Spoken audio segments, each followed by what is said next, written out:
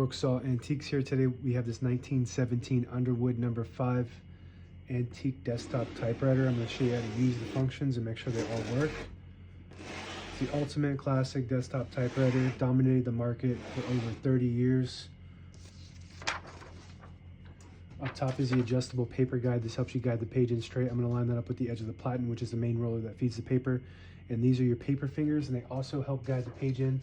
So you want to make sure that those are right on the edge so it feeds through like this. And these are your margins up front. You just pinch and move them like that, and I'm just going to set those in between the two paper fingers. So right there and right there is pretty good, about 10 and 65.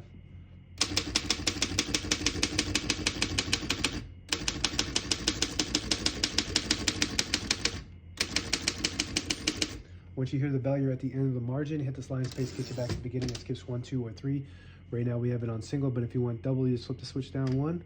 It skips 2, 1 more, it skips 3. That works good. We're going to keep that on single and finish typing.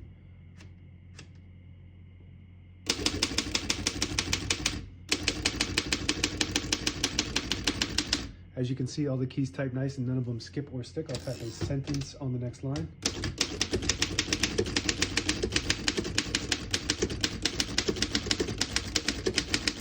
Beautiful typing machine, over 100 years old, and it still types nice. It looks good, all the print looks good. Very popular machine. This was the first model that had the blind writer, which prints, you can, or after the blind writer, this is the visual. So before this, it was a blind writer which would print from underneath, and you would have to feed the paper out to see what you printed. And this was the first one that you could see in real time what you're typing. So this revolutionized the market for the future typewriters, and it was very popular. It still is to this day. It's probably the most popular model that I get. And so to pull the page out easy, there's a switch on the right side here. You flip it down and unlocks the rollers underneath the button, allowing you to pull the page out easier. Load thicker paper like carbon copy or cardstock. Make sure you flip that back up before you load the next page, or else it won't load correctly. Shift on each side and the shift lock on the right. To clear that, hit that left shift button, and backspace on the top left works good. Color selector on the top right here. When you have it down to the left, it prints the top portion of the ribbon. When you have it down to the right, it prints the bottom portion of the ribbon.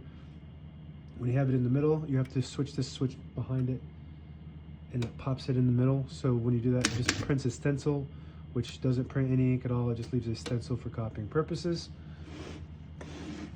Tab key on the right side. This has a manual tab set. So you go back here, and I have them on 10, 20, 30, 40 to move them. You just pull them down like this, and then you just lock these into the teeth on this rack here. Put them wherever you want. You got 4 tabs, and when you hit that tab button, it just stops at each one of those. 10, 20, 35, 45 or so. Works good. And I believe that's it with the keyboard. We're going to go to the right side. This is your ribbon ratchet and ribbon direction control. So you can wind the ribbon with it, or you could just, when you pull it out, it pulls to the right. When you push it in, it pulls to the left.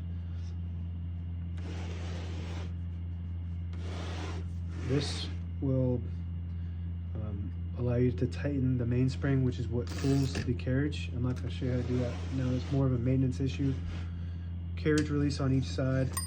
This is the right carriage release, which is right above the left knob, and this is the right carriage release, which is in front of the knob, so it's in different locations on each side.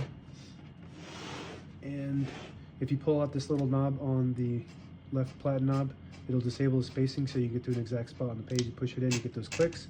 Each one of those clicks is 1 space, and that is it. Now available on eBay or Etsy. Search Brooksaw Antiques.